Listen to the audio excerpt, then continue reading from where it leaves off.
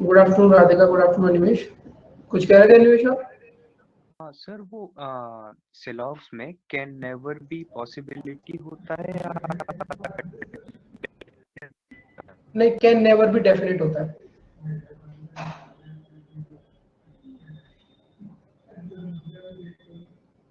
आपकी voice cut गई थी बट मैं समझ गया था आप क्या पूछ रहे हो।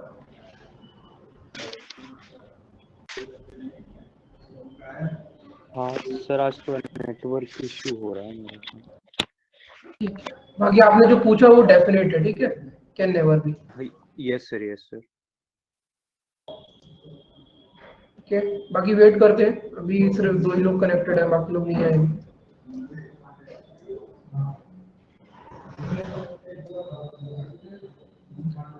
कल मैंने आपको क्वेश्चन नंबर 12 और क्वेश्चन नंबर 13 कहा था करने को, ठीक है ना, तो पहले डिस्कस करेंगे इसको।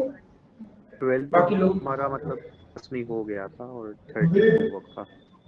ठीक, डिस्कस नहीं कर रहा लेकिन मैंने 12 वाला डिस्कस दो नहीं सर अभी।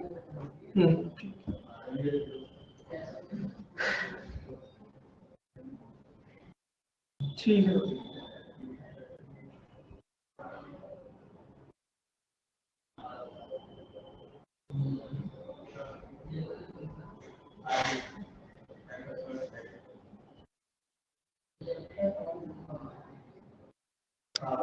गुड आफ्टरनून, ठीक है।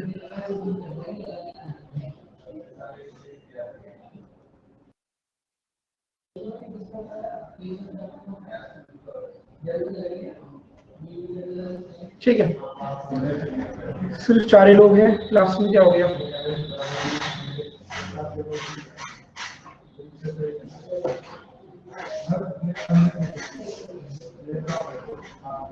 ठीक है, चलो करते हैं। दिख रहा है ना, ये क्वेश्चन दिख रहा है ना आपको साफ साफ? सर थोड़ा जूम हो जाता। Yes sir.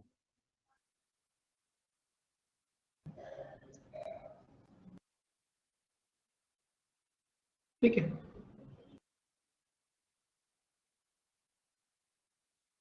S T U V W X Y and Z 8 लोग हैं, are sitting in a straight line equidistant from each other. Some of them are facing south while some are facing north. Note, facing the same direction means if one is facing north, the other is also facing north and vice versa. ठीक है, facing the opposite direction means if one is facing north then the other faces south and vice versa. चलो,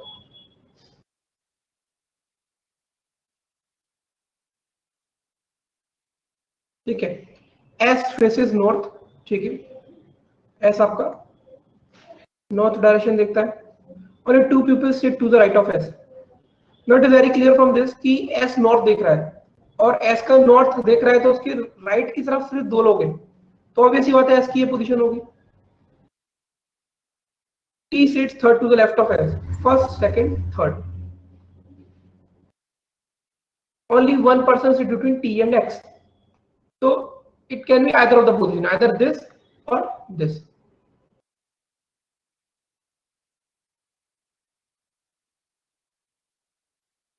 ठीक है, next, X sits to the immediate right of W. X sits to the immediate right of W means X and W first of all they both are neighbors, correct? तो W यहाँ आ जाएगा, and if X sits to the immediate right of W, तो W को यहाँ पे north face करना पड़ेगा।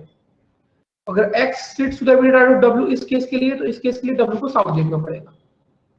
ठीक है, good afternoon Nivedita. Next, only one person sit between W and Z, तो W और Z के बीच में सिर्फ एक जना है, इसका मतलब इस तरफ, नीचे वाली कंडीशन में इस तरफ। ठीक, both the immediate neighbor of T face the same direction, तो T का एक नेबर नॉर्थ देख रहा है तो दूसरा नेबर भी नॉर्थ देखेगा।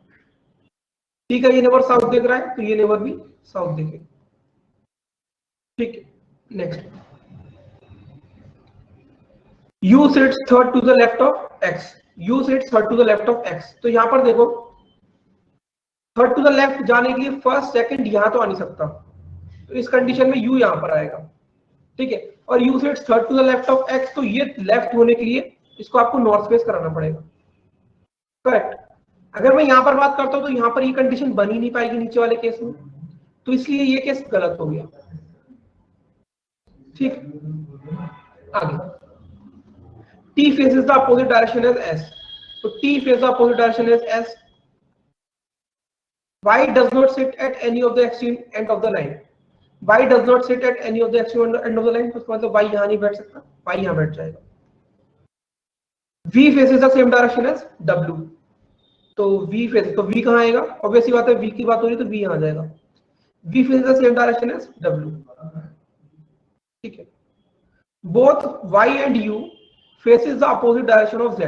तो Z नॉर्थ देख रहा है तो Y और U का दे देंगे south. Clear?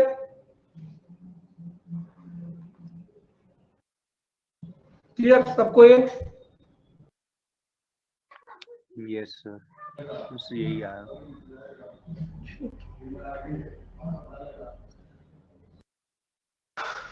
How many person in the given arrangement are facing north? 1 2 3 4 5. 5 लोग दिख रहे हैं.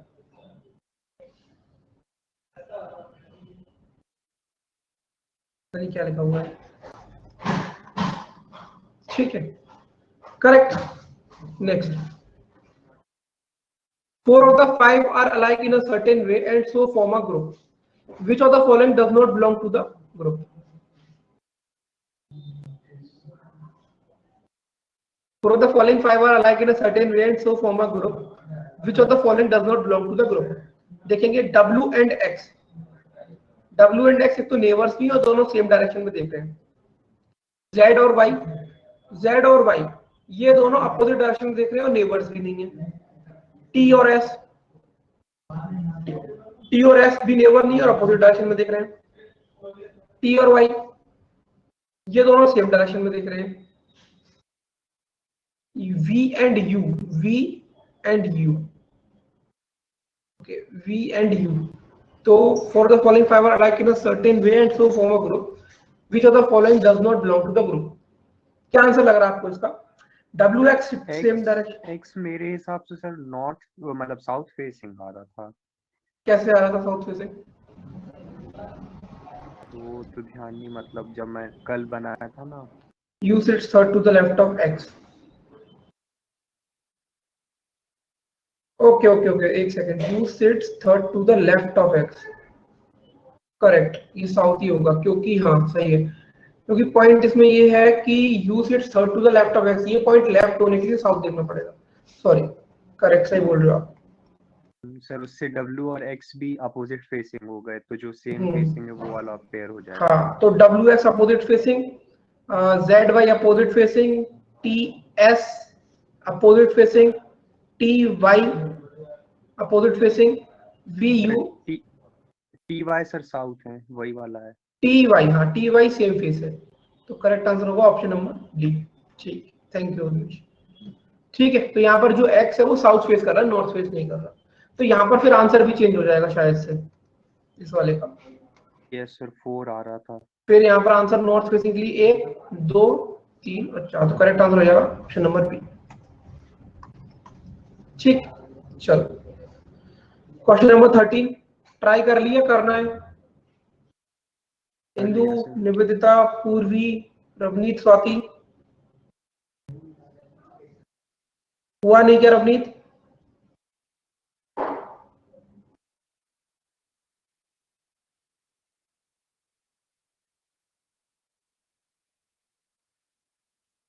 कितने लोगों से नहीं हुआ?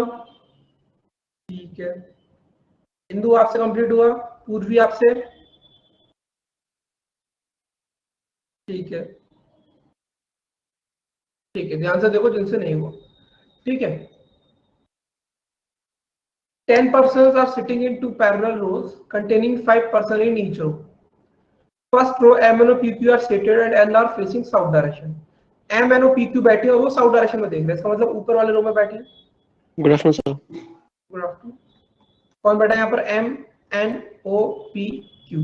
और ये कहाँ देख रहे हैं? नीचे वाला साउथ डायरेक्शन में. And are facing south. In row 2 U V X Y Z are seated and are facing north direction. कौन U V X Y और Z? U V X Y Z. और ये लोग कहाँ देख रहे हैं? नॉर्थ डायरेक्शन में. ठीक है, इसके बाद Therefore, in the given sitting arrangement, each member seated in a row faces another member of the other row. ठीक है?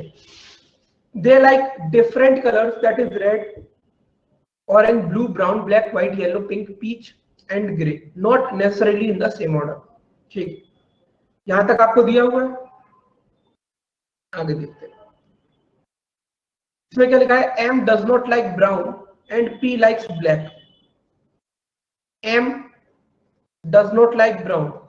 M को ब्राउन पसंद नहीं है एंड P को ब्लैक पसंद है.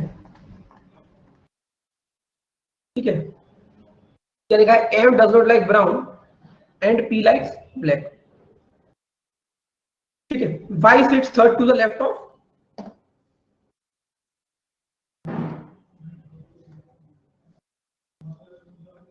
U.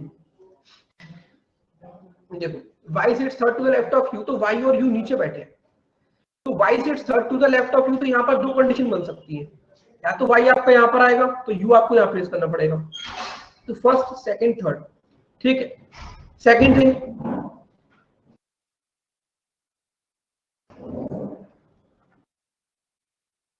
अगर U आपका यहाँ आता है तो फर्स्ट, सेकंड, थर्ड Y यहाँ आएगा. क्या दो कंडीशन बनेंगी इसकी सिर्फ, या कुछ और भी लग रहा है आपको?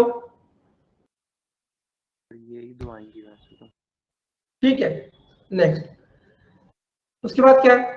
Y sits third to the left of U who likes yellow colour. मतलब येलो रंग कैसे पसंद है? U को येलो कलर पसंद है.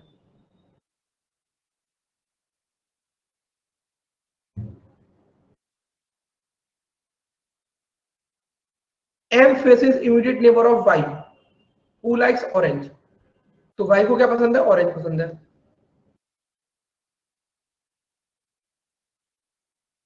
और क्या लिखा हुआ है? M faces immediate neighbor of Y. Immediate neighbour of Y यहाँ पर कौन है? सिर्फ एक है, तो M इसको फेस कर रहा है. यहाँ इस कंडीशन में इमीडिएट नेबर ऑफ Y दो है, या तो ये या तो ये. तो या तो M आपका इस पोजीशन पे आएगा या तो M आपका इस पोजीशन पे आएगा. Correct. Next, the one who likes peach sits at extreme end. मतलब जिसको पीच कलर पसंद है वो एक कॉर्नर में बैठा है, एंड में बैठा हुआ है. ठीक. उसके बाद M faces immediate neighbor of Y who likes orange. अच्छा, ये हो गया. The one who likes peach sits at extreme end. O sits second to the right of M. O कहाँ बैठा है? Second to the right of M. अब आपको पता है कि जो O और M है वो बैठे हैं कहाँ पर? वो उस वाली रूम में बैठे हैं जहां पर साउथ फेसिंग है. तो लेफ्ट राइट इंटरचेंज हो जाएगा. मुझे एक चीज बताओ, क्या इस वाली पोजीशन में O को M के सेकंड राइट में बिठाना पॉसिबल है? ऊपर वाले केस में नहीं है, तो ये केस गलत हो गया. ठीक. अगर मैं M को यहाँ बिठाता हूं तब भी O को मैं सेकंड राइट में नहीं बिठा सकता. इसका मतलब ये वाली पोजीशन भी M की गलत है. तो M की सही पोजीशन क्या होगी? ये वाली. O आ जाएगा यहाँ पे. क्लियर है यहाँ तक?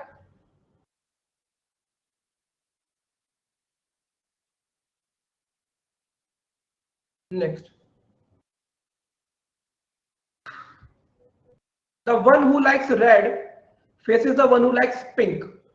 तो जो रेड और पिंक है वो एक दूसरे के आमने सामने बैठे हुए हैं.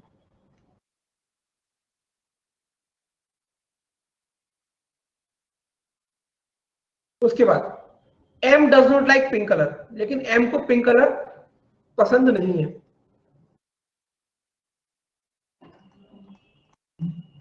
ठीक. Only one person sit between N and P. N और P के बीच में सिर्फ एक पर्सन है. ठीक है, तो N और P के बीच में एक पर्सन है. इसका मतलब क्या है? अगर आप यहां पर बात करोगे तो यही कंडीशन बन सकती है. यस और नो? यही कंडीशन बन सकती है.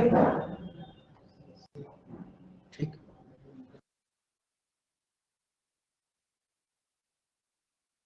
V and Z are immediate neighbours. V और Z इमीडिएट नेबर्स. इसका मतलब नीचे बैठे हैं तो या तो ये होगा या तो ये होगा. और आपको पता है कि फिर जो बच गया वो यहाँ आ जाएगा. कौन बच गया आपका? X बच गया. X यहाँ आ जाएगा. रूट वाली कंडीशन में कौन बच गया? Q बच गया. Q यहाँ आ जाएगा. ठीक है, आगे देखते हैं. Z does not face M and N. इसका मतलब क्या है? Z M और N को फेस नहीं कर रहा. तो z अगर m और n को फेस नहीं कर रहा तो ऑब्वियस सी बात है कि z यहां तो आएगा नहीं, है ना, तो v यहां पे आ जाएगा, फिर z को ऑटोमेटिकली यही आना पड़ेगा। लेकिन z ना तो m को फेस कर रहा ना n को फेस कर रहा, तो इसका मतलब क्या है, n यहां नहीं आएगा, फिर n आएगा यहां पे और p आएगा यहां।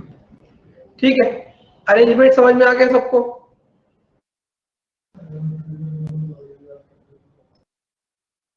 नेक्स्ट देखते हैं। Okay, m and n, n who does not like grey, इसका मतलब n को ग्रे कलर पसंद नहीं है, तो वो चीज आप नीचे लिख लेना। Next, the one who faces u likes white, तो यहाँ पर u को फेस कौन करके बैठा है, q फिट है, तो q को कौन सा कलर पसंद होगा, white.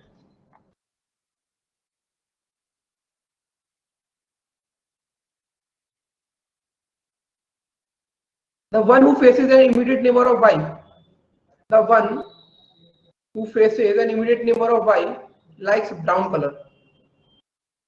The one who faces immediate neighbor of y likes brown color. That is either O or M. But यहाँ पर लिखा है कि M को ब्राउन कलर पसंद नहीं है, इसका मतलब क्या, O को ब्राउन कलर पसंद होगा। ठीक, दूसरी चीज यहाँ पर क्या लिखा हुआ था कि एंड में पीच कलर वाला बैठा हुआ है, तो यहाँ पर सिर्फ एक एंड बचा है वो x, तो x को पीच कलर पसंद होगा। ठीक, ये काम हो गया, ये हो गया। P को ब्लैक पसंद है तो P को ब्लैक यहाँ पर पुट कर दो, ये कलर हो गया। ठीक है, उसके बाद रेड और पिंक एक दूसरे के अपोजिट बैठे हैं, तो देखो कौन सा पेयर खाली है दोनों का, ये वाला खाली है। और M को पिंक पसंद नहीं, इसका मतलब M को रेड पसंद होगा और V को पिंक पसंद होगा। ठीक है, उसके बाद N को ग्रे पसंद नहीं है तो Z को ग्रे पसंद होगा, और ये जो कलर बच गया वो आप N को दे दो। कौन सा कलर बच गया, ब्लू बच गया ना, हाँ ब्लू बच गया, ब्लू यहाँ है। क्लियर है क्वेश्चन सब लोगों को? निवेदिता, रवनीत, हिंदू, सर जी एक कंडीशन जो थी इसमें z ना ही m को फेस कर रहा और ना ही m को, वो वाला समझ नहीं आएगा। सर आवाज कट रही है क्या? नहीं आ रही आवाज। सर एक ऊपर जो क्वेश्चन पर जाइए।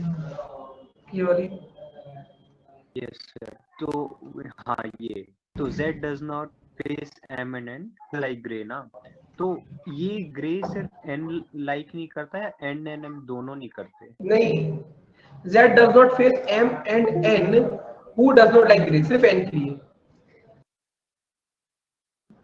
सर वही सिर्फ कंफ्यूजन था, मतलब क्वेश्चन पर तो फर्क नहीं पड़ा बट दोनों के लिए बोल रहा है कि एक के लिए ये क्लियर नहीं हो रहा था।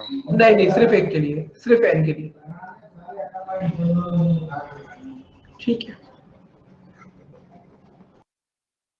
चल क्वेश्चन क्या है इसमें देख लो। वो how many person are seated between the N and the one who likes white, कितने लोग बैठे हैं?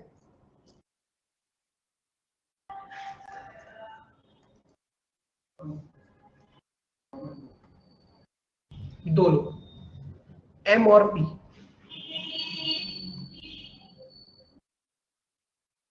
ठीक है, नेक्स्ट है who among the following faces P, P को फेस करके कौन बैठा हुआ है, Z, the one who likes gray. Next, which of the following is true regarding M? M के रेस्पेक्ट में क्या चीज सही है? N and X are immediate neighbors of M. गलत। M sits at one of the extremity of the line. गलत। M likes black. गलत। P sits immediate left of M. Correct. P sits immediate left of M. Yes. True or not?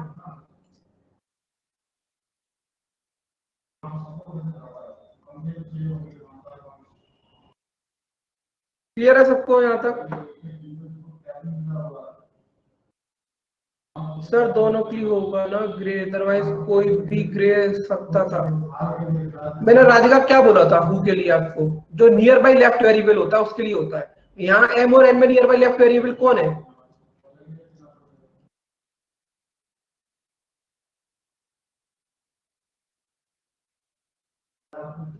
तो फिर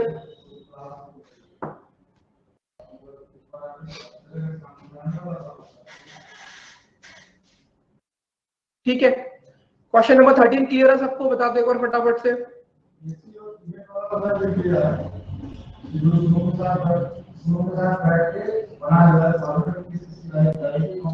ठीक, चलो question number 14 try करो।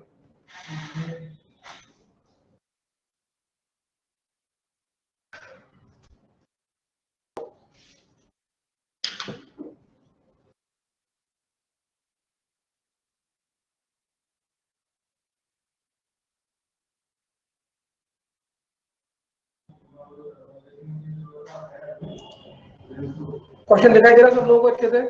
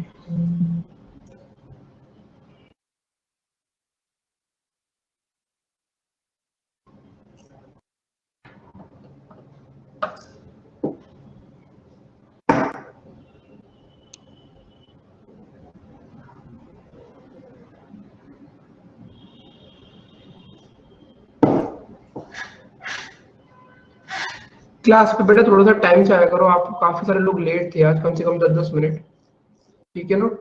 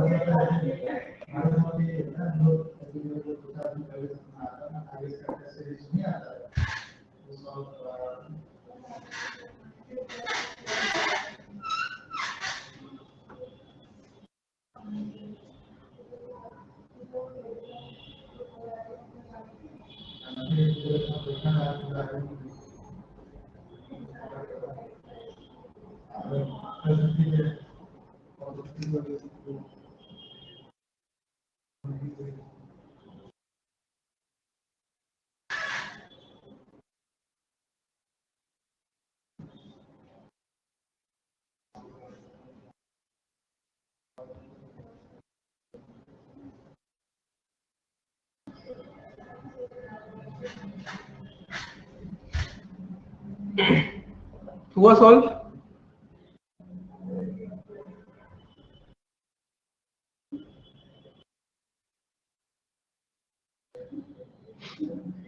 अन्वेश, दीपक, निवेदिता, पूर्वी, राधिका, रवनीत, रितेश आज late क्यों आए थे क्लास में?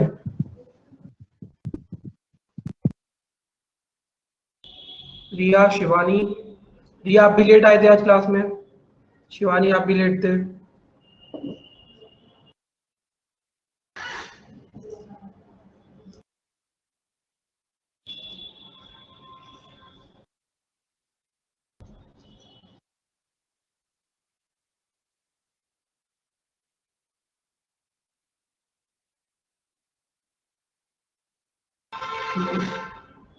चलो कोई बात नहीं।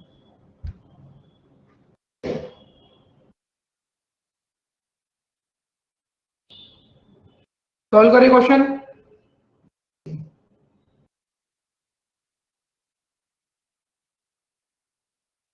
हुआ किसी पे?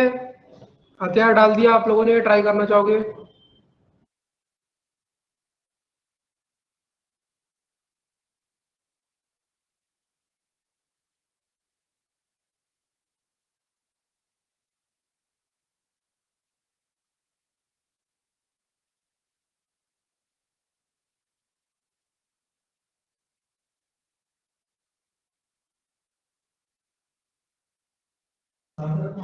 चलो टाइम काफी दे दिया मैंने आपको, 5 to 6 मिनट दे दिया। चलो सॉल्व करते हैं इसको, ठीक है? चलिए ठीक है, चलो सब लोग देखो इधर आओ।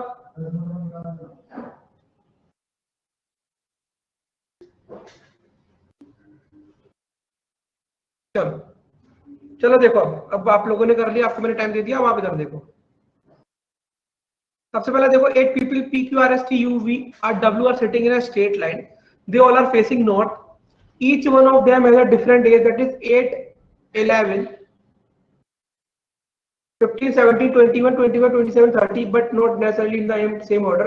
The following conditions are given below. P stated is one of the estimate करो, ठीक है? तो इसको लिख लेते हैं यहाँ पे, ये एजेस क्या क्या दे रखी है? 8, 11, 15, 17, 21, 25, 27 और 30।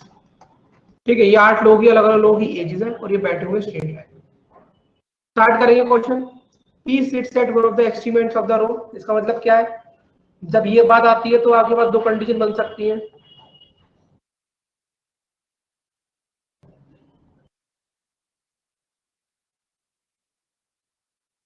अब आप लोग ट्राई मत करो, आप लोगों को मैंने टाइम दे दिया है ना, तो अब आप लोग इधर देख लो, ठीक है? P sits at one of the extremities of the row, और यहाँ पर या तो ये लेफ्ट हैंड रो हो सकता है या राइट हैंड रो हो सकता है, ठीक? There are 3 persons sitting between P and the one who is 11 years old। तो P और 11 साल के जो व्यक्ति है उसके बीच में कितने लोग बैठे? 3 लोग बैठे। R sits third to the left of the person who is 17 years old। इसका कहने का मतलब क्या है कि R जो है वो कहाँ बैठा है? वो बैठा है third to the left of the person who is 17 years old. जो 17 साल का व्यक्ति है उससे कहाँ बैठा है? थर्ड।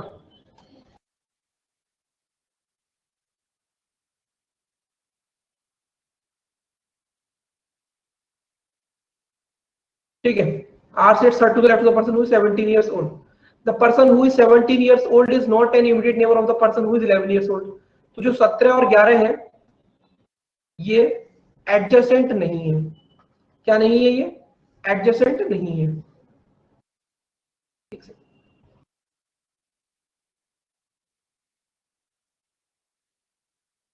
ठीक है, R is not 11 years old। R की एज 11 साल नहीं है।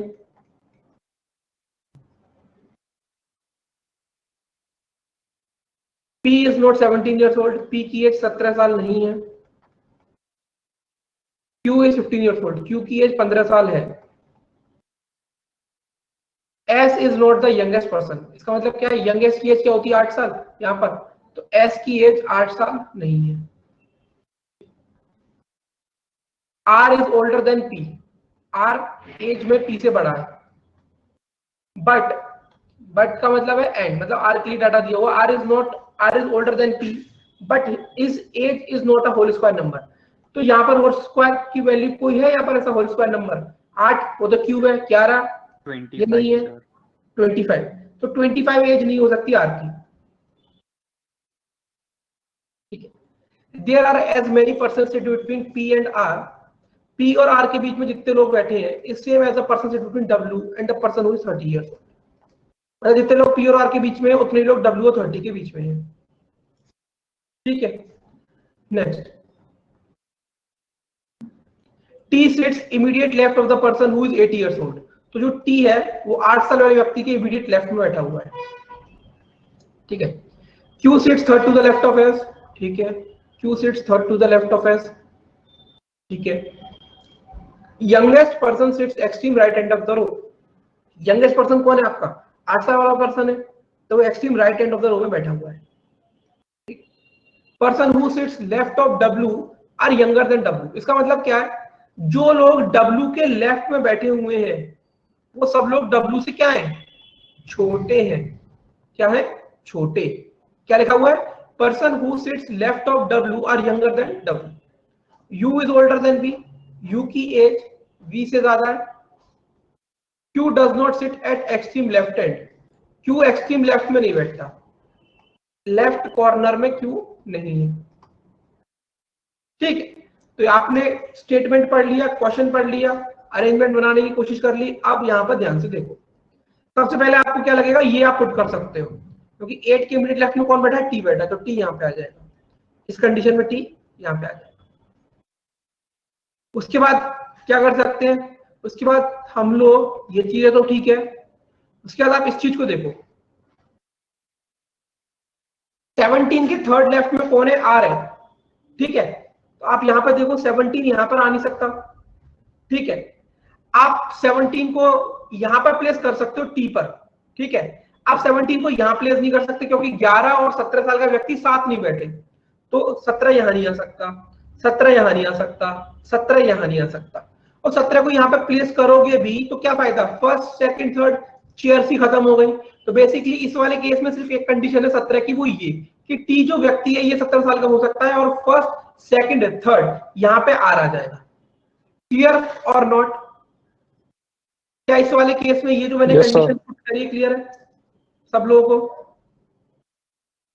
ठीक है, तो एक काम करते हैं, पहले इसमें ही इसको फुलफिल करके देखते हैं। अगर क्वेश्चन बन जाता है वेल एंड गुड, नहीं तो हम इस पर चले जाएंगे। अब देखो यहाँ पर P और R के बीच में यहाँ पे कितने लोग दिखाई दे रहे हैं आपको? 2 लोग दिखाई दे रहे हैं, तो इसका मतलब W और 30 के बीच में भी 2 लोग होंगे। करेक्ट? हाँ या ना?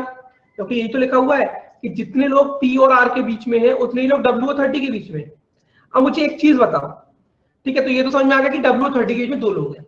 अब मुझे एक चीज बताओ, W के लेफ्ट में सारे छोटे लोग बैठे हैं, है ना, और जो हाईएस्ट एज है वो 30 है। तो एक बात बताओ, W और 30 के बीच में 2 लोग हैं, क्या W लेफ्ट की तरफ होगा 30 के या राइट की तरफ होगा? इस वाली कंडीशन को देखो यहां पर, और इस कंडीशन को देखो, इनके बीच में 2 लोग हैं, इन दोनों के बीच में भी 2 लोग होंगे। बताओ मुझे। ये बड़ी अच्छी चीज थी इस क्वेश्चन में समझने वाली। जो W है वो 30 के लेफ्ट में होगा। अगर आप W को 30 के राइट में रखते हो तो आपने क्या किया? W के लेफ्ट में सारे W से छोटे लोग हैं, तो भाई जहां पर जो आपको एज दे रखी है उसमें 30 तो हाईएस्ट है, तो W की एज ऑब्वियस सी बात है इससे कम हो जाएगी। इसका मतलब W के लेफ्ट में उससे ज्यादा उम्र वाला व्यक्ति पहुंच जाएगा, तो ये गलत हो जाएगा, नहीं हो जाएगा? इसका मतलब क्या है कि W को 30 के लेफ्ट में रखना है। क्या ये बात समझ में आई? W को 30 के लेफ्ट में रखना है। ठीक है, अब P और R के बीच में 2 का गैप है, तो W और 30 के बीच में भी 2 का गैप होगा। लेकिन क्या करना है? W को 30 के लेफ्ट में रखना है। 30 को आप यहाँ पे पुट नहीं कर सकते क्योंकि ये ऑलरेडी एक एज है। 30 को आप यहाँ पुट नहीं कर सकते, 30 को आप यहाँ पुट नहीं कर सकते। ठीक, अब 30 को आप पुट कहाँ करोगे? 30 को यहाँ पुट करते हो अगर, है ना, तो 1 2 यहाँ पर तो P ऑलरेडी बैठा है, इसका मतलब 30 और W के लिए भी सिर्फ एक कंडीशन बची है, वो ये बची है कि 30 आएगा यहाँ पर और 1 2 W आएगा यहाँ पर। क्या क्लियर ये बात? क्या ये बात क्लियर? अभी सिर्फ मैं केस 1 को डिस्कस कर रहा हूं, अगर इसमें आंसर आया तो वेल एंड गुड। ठीक, यहां तक क्लियर? अब यहां पर इस चीज को देख सकते हो कि एस के थर्ड लेफ्ट में Q है और Q की एज आपको दे रखी है क्वेश्चन में 15 साल। ठीक है, तो देखते हैं इसको। एस यहां पे आ सकता है क्या? एस 8 साल का हो सकता है? नहीं, एस 8 साल का नहीं हो सकता। एस यहां आएगा नहीं, एस को 30 साल का बनाता हूं तो 1 2 क्यू यहां नहीं आ सकता। एस को 11 साल का बना सकता हूं, हाँ बना के देखता हूं। एस को अगर 11 साल का बनाया तो 1 2 क्यू यहां आ जाएगा और क्यू हो जाएगा 15 साल का। क्या ये बात समझ में आई? Yes sir. अब क्या बचा है आपके पास? आपके पास दो व्यक्ति बचे हैं ना, वो दो व्यक्तिगण कौन कौन है आपके? पी क्यू, देखो यहाँ पर P Q R S T UV और डब्ल्यू, तो P Q R S T you और वी बचे। यहाँ पर क्या लिखा हुआ है कि यू की एज वी से ज्यादा है, तो यू को यहाँ बैठा दो और वी को यहाँ बैठा दो, और तो कोई ऑप्शन ही नहीं बचा ना हमारे पास। क्या बचा कोई ऑप्शन? नहीं सर। ठीक है, सारी कंडीशन पुट कर ली। अब आपके पास बचा क्या? यहाँ पर देखो आपने, अब देखो आपको आर डब्ल्यू और क्यू की एज पता लगानी है, तो 8 तो चली गई वी की एज, थोड़ा ऊपर करता हूं, ठीक है। उसके बाद 15 चली गई क्यू की एज, 11 चली गई एस की एज, 17 टी की एज, 21 बचा है, 25 बचा है, 27 बचा है, 30 चला गया।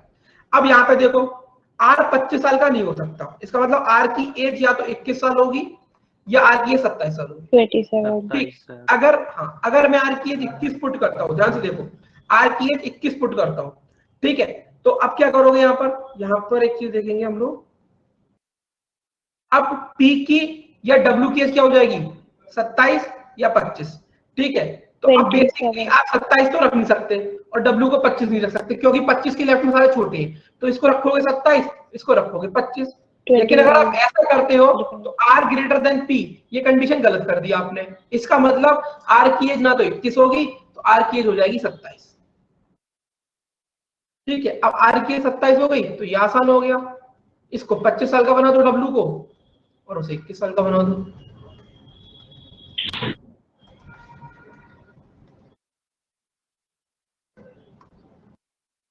समझ आया क्वेश्चन? Yes sir.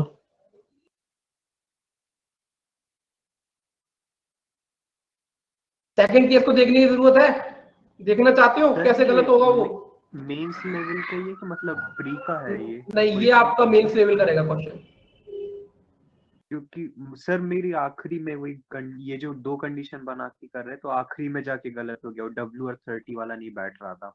हाँ। फिर दूसरी बाकी लोगों को बताऊं कि ये वाला केस कैसे नहीं बनेगा? अगर आप चाहते हो तो मैं बता दूंगा। देखो, जितना इंपॉर्टेंट सिटिंग अरेंजमेंट और पजल में सही चीज को देखना है, उतना इंपॉर्टेंट ये भी देखना होता है कि सर कैंसिल हो रहा है तो कैसे हो रहा है, क्योंकि वो लर्निंग देके जाता है आपको। ठीक, चलो अब रवनीत बोल रही बता दो तो बता देता हूँ। ठीक है रवनीत, सबसे पहले क्या करोगे इसमें बेटा? सबसे पहले आप कंडीशन कौन सी रख सकते हो? आप ये वाली कंडीशन रख सकते हो, 17 और आर वाली। ठीक है, आपको पता है कि 17 यहाँ नहीं आएगा 11 के पास, ना 17 यहाँ पे आएगा। 17 को यहाँ पर पुट करने का कोई फायदा नहीं, तो 17 के लिए सिर्फ ये जगह बचती है। ठीक है, तो 1 2 आर यहाँ पे आ जाएगा। ठीक है, आपने इसको पुट कर दिया, 17 11 आपके साथ नहीं है, आर की एज 11 नहीं है, सब चीज अभी तक ठीक चल रही है। आर और पी के बीच में कितने लोग हैं यहाँ पे? 1 2 3 और 4 लोग हैं, इसका मतलब डब्ल्यू और 30 के बीच में भी 4 लोग होने चाहिए। कंडीशन वही रहेगी। ध्यान क्या रखना है कि जो डब्ल्यू है वो लेफ्ट में जाना चाहिए 30 के। ठीक है, तो अब कैसे करोगे? आर और पी के बीच में 4 लोग हैं, 1 2 3 और 4, तो 30 और डब्ल्यू के बीच में 4 लोग होने चाहिए। 30 को यहाँ पुट नहीं कर सकते, 30 को यहाँ पुट नहीं कर सकते। 30 को अगर यहाँ पुट करते हो तो 1 2 3 4 कोई फायदा नहीं, तो 30 यहाँ पर आएगा और 1 2 3 4 डब्ल्यू यहाँ पे आएगा। ठीक है रवनीत, यहाँ तक ये कंडीशन भी आपने इसमें कहीं ना कहीं सेटिस्फाई कर दी, ये भी सेटिस्फाई कर दी, ये भी सब हो गया। अब एस के लेफ्ट में क्यू है। ठीक है, क्यू के बारे में कुछ बातें आपको क्या क्या दी हुई कि क्यू की एज तो 15 साल है। ठीक है, दूसरी चीज, क्यू कॉर्नर में नहीं बैठा, लेफ्ट कॉर्नर में। मतलब क्या है कि क्यू यहां इस वाले कॉर्नर पर नहीं आएगा। ठीक है, अब देखो एस को यहाँ पे पुट कर सकते हो क्या? बिल्कुल कर सकते हो, कोई दिक्कत नहीं होगी। लेकिन अगर यहाँ करोगे तो फर्स्ट सेकंड क्यू यहाँ नहीं आएगा। ठीक है, एस को यहाँ पुट कर सकते हो, बिल्कुल कर सकते हो, फर्स्ट सेकंड यहाँ नहीं आएगा। एस को यहाँ पुट कर सकते हो, बिल्कुल कर सकते हो, फर्स्ट सेकंड थर्ड, क्यू यहाँ नहीं आ सकता। इसका मतलब ये वाली कंडीशन हम नहीं बैठा पा रहे इस वाले केस में। समझ में आया? दीपक, इंदु, निवेदिता, पूर्वी, राधिका, रवनीत, रितेश, रिया, स्वाति, देखो जितना इंपॉर्टेंट सही है उतना इंपॉर्टेंट गलत को समझ में आएगा। Yes sir. Yes sir. और क्या सर? ठीक है, तो सवाल है इसमें कुछ? सवाल ये है कि who among the following person sit extreme right end of the row? कौन बैठा है यहाँ पे? बी बैठा हुआ है। वी। बी आपका सही होगा। नेक्स्ट देखो, कोई क्वेश्चन है? नहीं। अरेंजमेंट समझ में आ गया तो चाहे 5 क्वेश्चन पूछ ली जाए चाहे 10 क्वेश्चन पूछ ली जाए, वो एक सिर्फ फॉर्मेलिटी रह जाती है। ठीक है, क्लियर है सबको यहां तक? क्वेश्चन नंबर 14 क्लियर है सबको? आगे चले जाएं। Yes, sir. Yes, sir. चलो इसको मैं हटा देता हूँ, क्वेश्चन नंबर 15 ट्राई करना।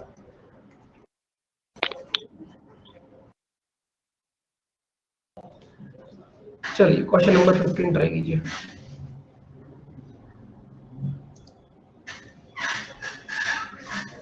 एक बार बता देना क्वेश्चन दिख रहा है सबको क्लियरली?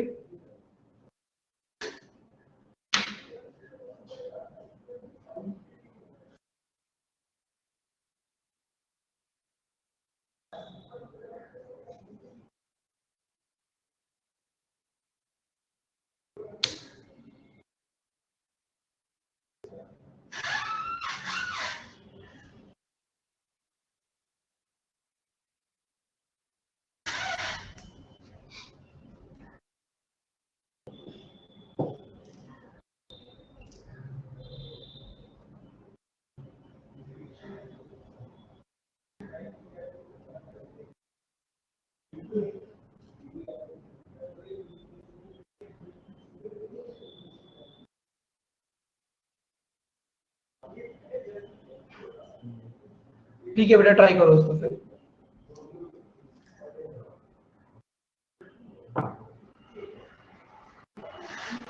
ये सामने आपके जो क्वेश्चन है ये आईबीपीएस आरआरबी पीओ मेंस के लिए क्वेश्चन है 2017 का। यस रितेश, बेसिक बता चुका हूँ। बेसिक इसमें कुछ भी ऐसा कोई खास बेसिक नहीं है। कॉर्नर्स आपको एक जनरल भाषा में कॉर्नर्स आपको समझ में आते हैं, एजेस आपको जनरल भाषा में सब समझ में आता है। ठीक है, इसमें कुछ ऐसा कोई बेसिक नहीं है, जितना बताया था उतनी बेसिक की रिक्वायरमेंट है, बाकी अरेंजमेंट करना है। ठीक है, आईबीपीएस आरआरबी पीओ में इसमें आता है। आरआरबी का आपको मैं बता देता हूँ आरआरबी के बारे में। आरआरबी क्या होता है? जिस तरीके से आपका एसबीआई होता है, एसबीआई अलग होता है, आपका आईबीपीएस होता है। आईबीपीएस के अंदर आपकी कौन सी बैंक आती है? आपकी 11 नेशनलाइज बैंक है। जो आईबीपीएस जो होता है उसके अंदर आपकी 11 नेशनलाइज बैंक आती हैं। ठीक है, एसबीआई आपकी पब्लिक सेक्टर बैंक है लेकिन नेशनलाइज बैंक नहीं है। ठीक है, एसबीआई पब्लिक सेक्टर बैंक है लेकिन नेशनलाइज बैंक नहीं है। इसके अलावा जो रीजनल रूरल बैंक्स होती हैं, मतलब रीजनल रूरल बैंक्स कौन सी होती हैं आपकी? हर स्टेट के अंदर, जैसे कि अगर आप उत्तर प्रदेश की बात करोगे तो यूपी के अंदर 3 रीजनल रूरल बैंक्स आती हैं। ठीक है, ये बैंक कौन सी होती है? ये बैंक बेसिकली, इनको आप जब बैंकिंग अवेयरनेस वगैरह पढ़ोगे तो इनके बारे में आपको पता चलेगा। ठीक है, ये हमारी टोटल इंडिया के अंदर शायद मेरे हिसाब से 42 या 43 रीजनल रूरल बैंक्स हैं। ठीक है, जिनका वर्क सेम होता है जो बाकी बैंकों का होता है, बस बेसिकली थोड़े बैकवर्ड एरियाज में ओपन होती है, जिससे कि ये जो गरीब तत्व के लोग हैं, बैकवर्ड एरिया में जो पिछड़े हुए लोग हैं, उन तक अपनी जो फाइनेंशियल अपनी जो क्या बोलते हैं उनको, जो सुविधाएं होती हैं, है ना, वो उन लोगों तक पहुंचाने के लिए। ठीक है, इनको बैकवर्ड एरिया में ओपन किया जाता है। ठीक है, तो इसका भी एग्जाम होता है, इस बार भी इसका एग्जाम हुआ था और इसका नोटिफिकेशन भी आया। अक्टूबर नवंबर में इसका फिर से एग्जाम होगा। ठीक है, इसका पे स्केल भी अच्छा रहता है पीओ का। जो पीओ आरआरबी पीओ था उसकी इन हैंड सैलरी जो आती है, इन हैंड आती है आफ्टर ऑल द पर्क्स, वो आती है लगभग 45,000 के अराउंड। ठीक है, और बाद में तो फिर सब चीजें होती चली जाती हैं।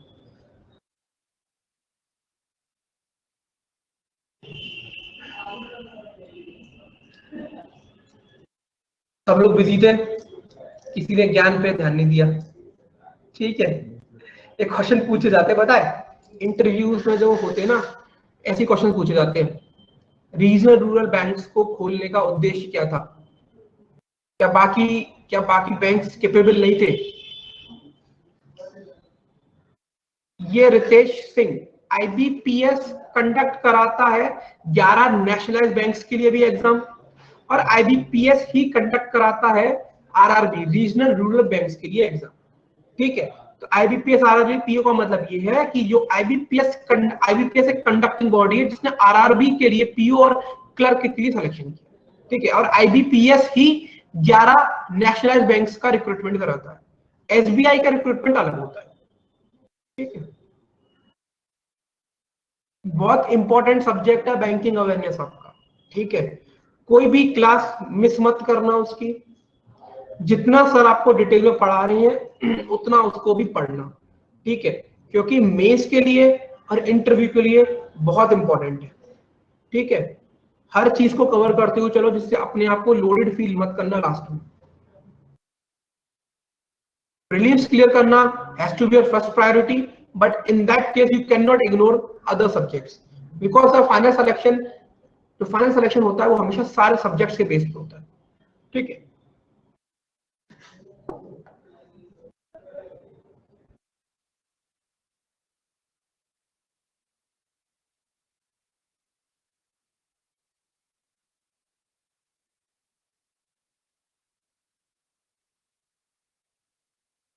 Done sir. चलो ठीक है, देखते हैं इस क्वेश्चन को, ठीक है। चलो ध्यान देना सब लोग इधर। 8 लोग P Q R S T U V W X Y Z are sitting around the square table facing towards centre, ठीक है।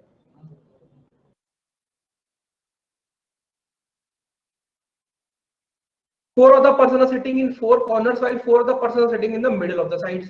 4 लोग कॉर्नर में बैठे हुए हैं, है ना, और 4 लोग एजिस पे बैठे हैं या फिर मिडिल ऑफ द टेबल पे बैठे हुए हैं, ठीक है। They have different ages, they have different ages. Those who sit in the corners have the age multiple of 3, मतलब जो लोग कॉर्नर में बैठे हुए हैं उनका जो एज है वो मल्टीप्लीकेशन किसका है, 3 का है। तो जो कॉर्नर में बैठे हुए लोग हैं उनकी एज का मल्टीप्लीकेशन फैक्टर कितना है, 3, है ना। And those who sit in the corner have the age multiple of 3. Those who sit at the middle of the side having the age multiple of 2. तो जो मिडिल में बैठे हुए हैं उनका जो एज फैक्टर है वो मल्टीप्लीकेशन ऑफ 2 है, ठीक। यहां तक समझ में आई। आगे, P sits second to the right of the one who has age of 44, मतलब P कहां बैठा है, P sits second to the right of the one who has age of 44। तो एज 44 का मतलब क्या हो गया, 2 का मल्टीपल है, तो जो 2 का मल्टीपल है वो लोग कहां बैठे हुए, मिडिल में बैठे हुए हैं। तो अब आप क्वेश्चन स्टार्ट कर सकते हो, क्योंकि मैंने आपको क्या बोला था, जैसे सर्किल में कोई भी चीज स्टार्टिंग नहीं होती, वैसे ही अगर स्क्वायर की बात करोगे तो स्टार्टिंग कोई चीज नहीं होती। अगर आप मिडिल की बात करते हो तो उसकी कोई स्टार्टिंग नहीं है, और अगर आप कॉर्नर की बात करते हो तो उसकी कोई स्टार्टिंग नहीं है। लेकिन अगर आपको यहाँ पे क्लियर हो गया कि मिडिल में बैठा है तो आप कोई से भी एक मिडिल को पकड़ के क्वेश्चन स्टार्ट कर सकते हो। P sits second to the right of the one who has age of 44, तो 44 वाला पर्सन यहाँ पे आ जाएगा और P आपका यहाँ आ जाएगा, ठीक है। कोई दिक्कत कोई परेशानी यहाँ तक नहीं होगी। उसके बाद P is an immediate neighbor of the one who is 39 years of old, 39 years old। P is an immediate neighbor of the one who is 39 years old। अब यहाँ पर 2 कंडीशन बन सकती है, या तो 39 years old वाला पर्सन इस वाले पे आएगा, या आप यहाँ पर बना लो इसको अलग से। कोई दिक्कत कोई परेशानी किसी को यहाँ तक, बता दो भाई। दो सर। ठीक, नहीं, 2 कंडीशन, सर। ठीक है। उसके बाद 2 person sit between Q and having the age of 31, मतलब क्या इसका मतलब 2 पर्सन सिट बिटवीन Q यहाँ पर आना चाहिए and the one having age of 39, ठीक है। अब देखो 39 का एज वाला पर्सन यहाँ बैठा है तो 1 2 Q यहाँ भी आ सकता है, और 39 यहाँ बैठा है तो 1 2 Q यहाँ भी आ सकता है। सिमिलरली 1 2 Q यहाँ भी आ सकता है और 1 2 Q यहाँ भी आ सकता है, ठीक। आगे देखते हैं, Q has not the age of 44, तो यहां से तो ये कंडीशन एलिमिनेट हो जाएगी। चलो यहां से तो हमें समझ में आ गया कि Q की सिर्फ एक कंडीशन है, ठीक है। आगे चलते हैं, W sits second to the right, W sits second to the left of Q। तो देखो इस वाली कंडीशन में तो W यहाँ आ जाएगा। अगर बेटा इस वाली कंडीशन की बात करूंगा तो Q अगर यहाँ बैठा है तो W कैसे आ जाएगा, सेकंड लेफ्ट में नहीं आ पाएगा, इसलिए Q की ये वाली पोजीशन गलत है, Q की ये वाली पोजीशन सही है। अब Q के सेकंड लेफ्ट में W बैठा तो यहाँ पर आ जाएगा। यहाँ तक क्लियर सबको, यहाँ तक क्लियर सब लोगों को बता Yes, sir. उसके बाद S is immediate right of the person whose age is 15 years। कहने का मतलब क्या है कि जो 15 इयर्स एज वाला व्यक्ति है वो एक कॉर्नर में पाया जाएगा और उसके इमीडिएट राइट में S बैठा होगा, ठीक है। तो 15 यहाँ आ नहीं सकता, 15 को यहाँ पुट करोगे तो कोई फायदा नहीं क्योंकि यहाँ W बैठा है, 15 को यहाँ पुट करोगे तो फिर कोई फायदा नहीं क्योंकि यहाँ Q बैठा है। तो 15 को अगर यहाँ पुट करते हो तो कोई फायदा मिल पाएगा, और S is immediate right of the person whose age is 15 years of age। Clear, similarly इस कंडीशन में 15 यहाँ नहीं आएगा, 15 को यहाँ पुट करके कोई फायदा नहीं, 15 को यहाँ पुट करके कोई फायदा नहीं, 15 को पुट कर दो यहाँ पर, ऐसा आ जाएगा यहाँ पर। उम्मीद करता हूँ यहाँ तक सबको क्लियर होगा। ठीक, ऐसे limited of the person who is having age of 50, 3 person sit between Z and the one who is having age of 15। तो ये तो क्लियर है, 3 लोग बैठे हैं, इसका मतलब जेड और 15 इयर्स वाला एज अपोजिट बैठे, 1 2 3 1 2 3, जेड आ जाएगा यहाँ पे 15, 1 2 3 1 2 3, जेड आ जाएगा यहाँ पे। कोई दिक्कत कोई परेशानी नहीं होगी। ठीक है, आगे the difference between the ages of Z and the one who is second to the left of Z is 6 years. कहने का मतलब क्या है कि जो व्यक्ति जेड, एक तो जेड है और जो व्यक्ति जेड के सेकंड लेफ्ट में बैठा है, उन दोनों के बीच में 6 साल का फर्क है। तो देखो सेकंड टू द लेफ्ट कौन बैठा है, 39 साल का व्यक्ति। इसका मतलब क्या है, या तो जेड की एज 45 होगी या तो जेड की एज 33 होगी। समझ में आया इस बात का मतलब? इस बात का मतलब समझ में आया? सिमिलरली यहाँ पे देखो जेड की एज 39 बता रहा है, इसके सेकंड टू द लेफ्ट में यहाँ पे व्यक्ति आएगा, तो इस व्यक्ति की एज या तो 45 हो जाएगी या तो 33 हो जाएगी, क्योंकि 6 साल का फर्क है ना, तो 6 साल ज्यादा भी हो सकता है और 6 साल कम भी हो सकता है। ठीक, आगे चलते हैं। उसके बाद यहाँ पे क्या लिखा है बेटा, S is older then Z. इसका मतलब क्या है, जो एस की एज है वो जेड से ज्यादा है, तो यार यहाँ पे तो कोई दिक्कत नहीं है, ये तो सही है। अब यहाँ पे देखोगे कि एस की एज जेड से ज्यादा, इसका मतलब क्या है, जो यहाँ पर दूसरी कंडीशन थी जेड की 45 होने की, वो गलत हो जाएगी। इसका मतलब यहाँ पर सिर्फ एक कंडीशन बचती है, ये वाला व्यक्ति 33 साल का होगा, तो मतलब जेड 33 साल का होगा अगर ये वाला केस सही होता है तो। क्या समझ में आई ये बात? क्या समझ में आई यहाँ तक? उसके बाद Yes, आगे देखिए। उसके बाद immediate neighbour of S R younger then S, मतलब एस के जो दोनों नेबर है वो एस से छोटे हैं। यहाँ तो ठीक है, यहाँ पर फिर से एलिमिनेट हो जाएगी, क्योंकि 45 वाला हो जाएगा तो एस से बड़ा हो जाएगा, लेकिन वो क्या बोल रहा है कि एस के दोनों नेबर एस से छोटे हैं, तो मतलब फिर से यहाँ पर ये चीज एलिमिनेट हो जाएगी और बचेगा क्या, 33। सेकंड केस रॉन्ग होगा। कैसे रॉन्ग होगा, अभी तक नहीं देता, मैंने आगे नहीं पढ़ा, ठीक है, आपने आगे कर लिया तो अलग बात है, यहां तक अभी गलत नहीं साबित हुआ सेकंड केस। जहां तक अभी हमने सॉल्व किया है वहां तक अभी सेकंड केस या फर्स्ट केस कोई भी गलत साबित नहीं हो रहा। क्या हो रहा है अनिमेश? नहीं सर, मेरा भी यही आ रहा था। कैसे भाई, यहाँ पर क्या लिखा है, immediate neighbour of S R younger then S, तो होने दो ना निवेदिता, उसमें क्या दिक्कत है? एस की एज 44 है, इसकी 15, इसकी 39, एस की एज 44 है, इसकी 15। यहाँ पर कंडीशन क्या थी, यहाँ पर थी 33 और 45, 45 हटा दिया, एलिमिनेट कर दिया ना, तो 33 हो गया। चॉइस थी हमारे पास, अभी तक कोई भी केस एलिमिनेट नहीं हुआ, टिल दिस पॉइंट कोई भी केस एलिमिनेट हुआ नहीं है। गलत, अगर आप गलत इंटरप्रेट कर रहे हो, अगर आप ऐसा बोल रहे हो तो इसको वापस से देख लो, यू आर कंफ्यूज, नो दिक्कत। आगे, person having age 22 sit second to the right of the person having age 10, मतलब दोनों मिडिल में बैठे होंगे, correct. Person having age 22 sit second to the person having age 10। अब यहाँ पर 22 यहाँ भी आ सकता है, 10 यहाँ आ सकता है, 22 यहाँ आ सकता है, 10 यहाँ आ सकता है, तो इस चीज को फिलहाल हम रोक देते हैं, इसको यहाँ साइड से लिख लेते हैं। The person having age 22 sit second to the right of the person age having 10, इसको रोक दो अभी, ठीक है। आगे, age of P is not 10, अब यहाँ पर आप खुद कर सकते हो, जब इसकी एज 10 नहीं है तो इसकी एज 10 हो जाएगी और इसकी एज 22 हो जाएगी, अब तो कोई दिक्कत ही नहीं है। सिमिलरली यहाँ पे इसकी एज 10 हो जाएगी, इसकी एज 22 हो जाएगी।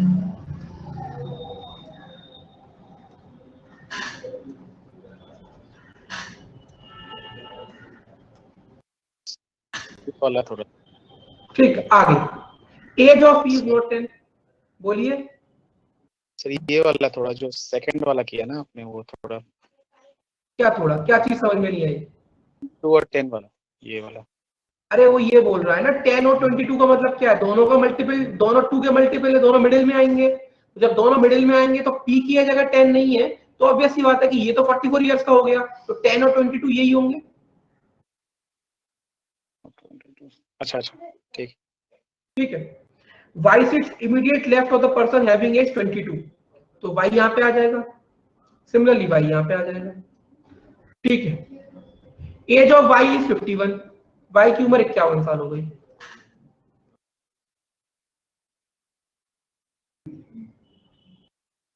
As of R is greater than 20, तो आर की जो एज है वो 20 साल से ज्यादा है। Age of R is 24 years, 24 age is more than X, मतलब जो आर की एज है वो एक्स की एज से 24 साल ज्यादा है। करेक्ट, इसका मतलब यही हुआ, ये कंडीशन तो पुट कर सकते थे, हटा देना। ठीक, and age of X is 3 year more than age of P, तो जो एक्स की एज है वो पी की एज से 3 साल ज्यादा है। ठीक, अब देखते हैं इसको। यहां पर हमें किसकी एज पता है, देखो अब यहां पर सारे वेरिएबल पुट हो गए। एस, देखो एक सेकंड, वेरिएबल कौन कौन से थे हमारे पास, पी प्लस क्यू बटा एक्स, तो यहाँ पर पी पुट कर दिया, क्यू पुट कर दिया, आर बाकी है, एस पुट कर दिया, डब्ल्यू कर दिया, एक्स रह गया, वाई हो गया, जेड हो गया, आर और एक्स बाकी है। आर की एज एक्स से 24 साल ज्यादा है, तो देखो आर कहां पर आ सकता है, दो एजेस खाली, ये दोनों एजेस खाली पड़ी हुई है। ठीक है, तो अगर मैं यहाँ पर देखूं 15 और 24, तो कुछ यहाँ पर सीन बनना है, क्योंकि आर की एज एक्स से 24 साल ज्यादा है। तो अगर मैं यहाँ पर एक्स को पुट भी करता, क्योंकि मेरे पास बेसिकली ये दो जगह खाली है जहां पर मैं वेरिएबल पुट कर सकता हूँ। ठीक है, अगर मैं आर को यहाँ पे पुट कर सकता हूं तो एक्स की एज 15 साल हो जाएगी, तो क्या 15 में 24 ऐड करूंगा तो 33 होगा क्या, नहीं होगा, इसमें हिसाब किताब नहीं बैठ रहा। ठीक है, अब यहाँ पे देखो, ये 15 है, ये 39 है, दोनों में डिफरेंस कितना है, 24 साल का। इसका मतलब क्या मैं बोल सकता हूं, ये एज हो जाएगी आर की और ये एज हो जाएगी एक्स की। बताओ, अभी केस थोड़ा सा एलिमिनेट होना शुरू हुआ है अब जाकर। Yes sir. बाकी लोग मुझे बताओ भाई, रवनीत, राधिका, पूर्वी, निवेदिता, Yes, sir. है ना। अब ये एज एक्स की हो गई, ये आर की हो गई, ये कंडीशन पुट कर दी। आर की एज 20 साल से ज्यादा है, कोई दिक्कत नहीं। एक्स की एज जो है वो पी से 3 साल ज्यादा होनी चाहिए, तो एक्स की एज या कितनी है, 15 है, तो पी की एज हो जाएगी 12 साल। ठीक है, यहां पर अगर आप चलो कर भी देते 12 इसको बना देते, एक्स को 15 बना देते, लेकिन फिर यहाँ पर आपको क्या करना पड़ता, आपको आर तो इसको ही रखना था, बट यहाँ पर फर्क वो नहीं बैठ रहा ना, यहाँ पर फर्क बैठ रहा है 18 साल का, लेकिन आर जो है वो 24 साल बड़ा है, इसके लिए ये केस गलत हुआ और ये केस सही हो गया। क्लियर है सबको, अगर क्लियर है तो यस करके बता दो। Yes sir. ठीक है, तो ऊपर वाले केस को हटा दे रहा हूं मैं। यहाँ पर क्या लिखा है, who among the following is 9 years old, तो कोई 9 साल का व्यक्ति है यहाँ पे, कोई 9 साल का व्यक्ति है हमारे वन, नो वन, कोई ये 9 option। साल का व्यक्ति हमारे पास नहीं है, सारे व्यक्ति हमारे यहाँ 10 साल या 10 साल से ऊपर ही है। अगला सवाल, who sits second right of the one who sits immediate left of the one whose age is 51 years old, मतलब क्या है, जो 51 साल वाले व्यक्ति के तुरंत बाईं ओर बैठा है, मतलब इमीडिएट लेफ्ट बैठा हुआ है, उसके सेकंड राइट में कौन है, तो 51 साल वाला व्यक्ति कौन है यहाँ पर, ये, इसके इमीडिएट लेफ्ट में कौन बैठा है, इसके सेकंड राइट में कौन होगा, क्यू, क्यू, तो करेक्ट आंसर क्या होगा, ऑप्शन नंबर डी। क्लियर है भाई सब लोगों को? जी सर। Yes, sir. ठीक है, इसका आंसर कर दो, how many person sit between the one who is 15 years old and the one who is 12 years old when counted anti clockwise from the one who is 15 years old, तो 15 साल वाले व्यक्ति से एंटी क्लॉकवाइज अगर count करते हो, यानी कि इस तरीके से, तो कितने लोग हैं, तो 44 साल वाला व्यक्ति है और एक 39 साल वाला व्यक्ति है, मतलब 2 लोग। करेक्ट आंसर क्या सर मेरी होगा, वॉइस आ रही है? आ रही है आपके पास? ओके। ठीक है, चलो, उम्मीद करता हूँ ये क्वेश्चन समझ में आएगा। क्वेश्चन नंबर 16 का स्क्रीनशॉट ले लो, ये आप लोग होमवर्क में ट्राई करना। मुझे इसके पहले वाला क्वेश्चन दिखाइए एक बार प्लीज। पहले स्क्रीनशॉट ले लो एक बार, इसका उसका दिखा दो।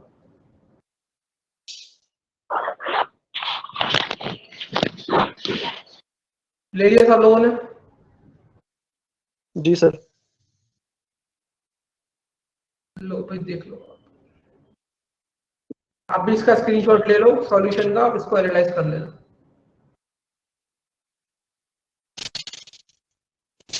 के बाद बोला ठीक है,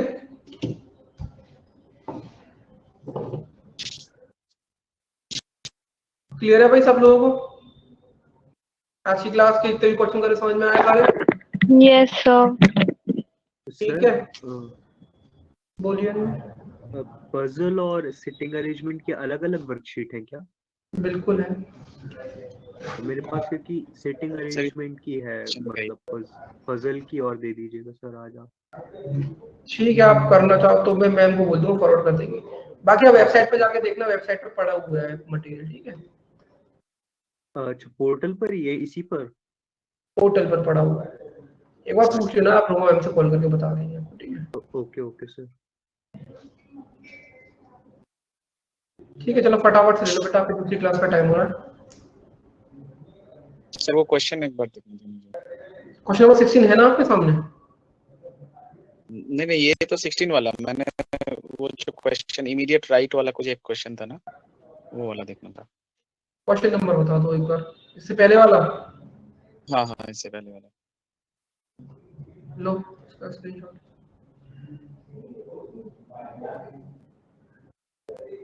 वेलकम अनिमेश। ठीक है, चलो।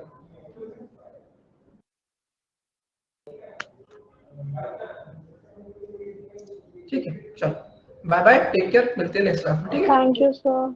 वेलकम बेटा।